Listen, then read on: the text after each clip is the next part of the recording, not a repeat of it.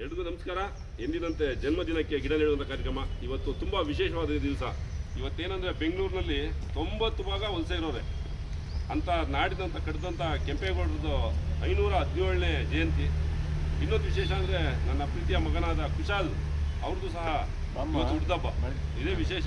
ಹಂಗಾಗಿ ಕೆಂಪೇಗೌಡರ ಹೆಸರಿನಲ್ಲಿ ಒಂದು ತೆಂಗಿನ ಗಿಡವನ್ನು ನೆಡ್ತಾ, ಯಾಕೆಂದರೆ ಕಲ್ಪವೃಕ್ಷ ಕೆಂಪೇಗೌಡರು ಸಹ ಕಲ್ಪವೃಕ್ಷ ಇದ್ದಂಗೆ ಯಾವ ಜಾತಿ ಮತ ಏನೂ ಇಲ್ಲ, ನಾವು ಎಲ್ಲರೂ ಬದುಕಬೇಕು ಸಮಾನವಾಗಿ ಅಂತ ಎಲ್ಲ ಒಂದು ನೀತಿ ಪಾಠ ಅಂತ ಹೇಳ್ಕೊಟ್ಟುವಂಥ ಕೆಂಪೇಗೌಡರಿಗೆ ಒಂದು ಕಲ್ಪವೃಕ್ಷ ಅರ್ಪಿಸ್ತಾ, ನನ್ನ ಮಗನಿಗೂ ಒಂದು ಗಿಡ ಅರ್ಪಿಸ್ತಾ, ನಮ್ಮ ಮಗನಿಗೂ ಸಹ ಒಳ್ಳೆ ರಾಜರಾಜೇಶ್ವರಿ ಬುದ್ಧಿ ವಿದ್ಯೆ ಎಲ್ಲ ಕೊಟ್ಟು ಗುರು ಹಿರಿಯರಿಗೆ ಒಂದು ಗೌರವ ಕೊಡುವಂಥ ಕೊಟ್ಟು, ಇವಾಗ ಏನಾಗ್ಬಿಟ್ಟಿದೆ ನಮ್ಮ ಮಕ್ಕಳುಗಳಿಗೆಲ್ಲ ಯಾರೋ ಮನೆಗೆ ನೆಂಟರು ಬಂದರೆ ಎದ್ದು ರೂಮ್ ಓಡೋಗ್ತಾರೆ.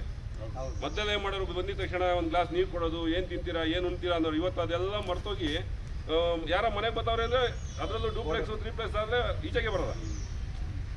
ಇಂಥದನ್ನೆಲ್ಲ ಬಿಟ್ಟು ಯಾರ ಮನೆಗೆ ಬಂದವ್ರನ್ನ ಅವ್ರನ್ನ ಸತ್ಕಾರ ಮಾಡೋದಿರ್ಬೋದು, ನೀರು ಕೊಡೋದಿರ್ಬೋದು, ಒಳ್ಳೆ ಬುದ್ಧಿ ವಿದ್ಯೆ ಅಪ್ಪ ಅಮ್ಮನ ಗೌರವ ಇಂಥದ್ದು ಎಲ್ಲ ಮಕ್ಕಳಿಗೂ ಬರಬೇಕು. ಹಾಗೆ ಒಳ್ಳೆ ಆಶೀರ್ವಾದ ಮಾಡಲಿ ಅಂತ ಕೇಳ್ಕೊತ 1303 ಮತ್ತು 4ನೇ ಗಿಡವನ್ನು ಇವತ್ತು ಭೂಮಿ ತಾಯಿ ಮಡಲಿಗೆ ಅರ್ಪಿಸ್ತಾ ಇದ್ವಿ. ಎಲ್ಲರಿಗೂ ನಮಸ್ಕಾರ.